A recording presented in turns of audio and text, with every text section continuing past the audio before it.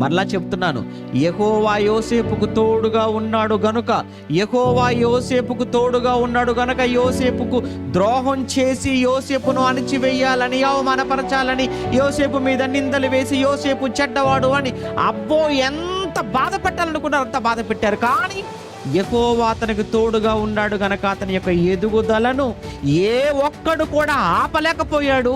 ఒక దాసుడుగా వెళ్ళాడేమో, కానీ ఆ దేశానికి చివరికి చూస్తే అతను ఆ దేశానికి బాసుగా దేవుడు చేశాడు అతన్ని.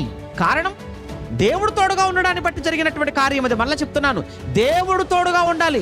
నీ వెనకెవరున్నారో వద్దు, నీ పక్కన ఎవరున్నారో వద్దు, నీకు దేవుడు తోడుగా ఉన్నాడో లేదో అన్నది ఒక్కటి మాత్రం నువ్వు ఆలోచించాలి. ఎప్పుడు దేవుడు నీకు తోడుగా ఉండాలంటే నువ్వు యథార్థంగా ఉండాలి. యథార్థత ఉందా? ఆ నమ్మకత్వం ఉందా? ఆ పవిత్రత ఉందా?